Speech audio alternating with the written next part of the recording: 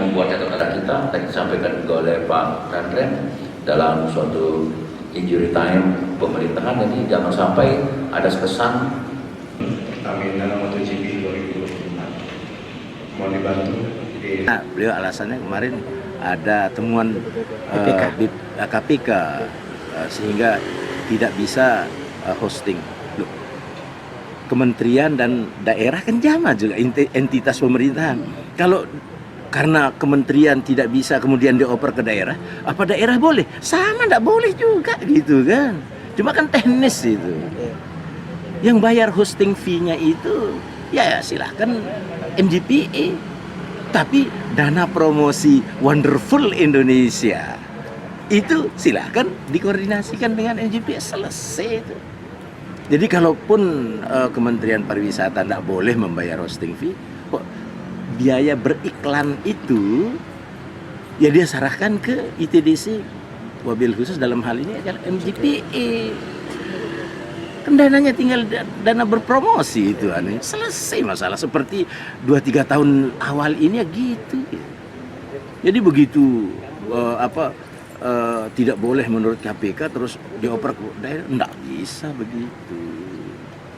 Teknisnya saja silahkan dari kementerian dana promosi Wonderful Indonesia sebagai country branding itu ya ditransfer ke MGPA. MGPA lah sebagai otoritas yang bekerja sama dengan Dorna dan lain sebagainya itu mengeksekusi.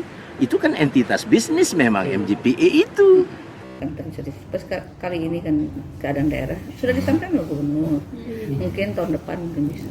Kalau secara melihat potensi kita, anggaran kita cukupnya di tahun berapa gitu penyelenggaraan MotoGP? Kalau itu saya tidak bisa memprediksi tahun berapanya karena kondisi keuangan kita kan masih baru bisa menyelesaikan hutang. Insya Allah, ya kan?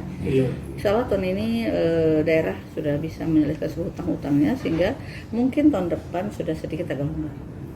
Ya? Kita berharap bisa lah secepatnya tahun depan. Jadi ada rencana DPR bersurat ke Kemendagri karena suratnya dari Kemendagri juga yang saya kira menjadi urusan gubernur.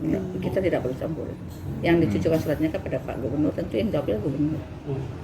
Ini kan soal teknis ya, soal pembayaran, soal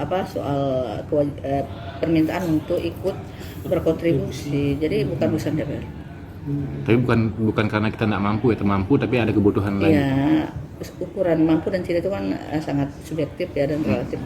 Yang jelas gubernur punya kebijakan tidak memiliki kemampuan hari ini ya kita ikutin lah.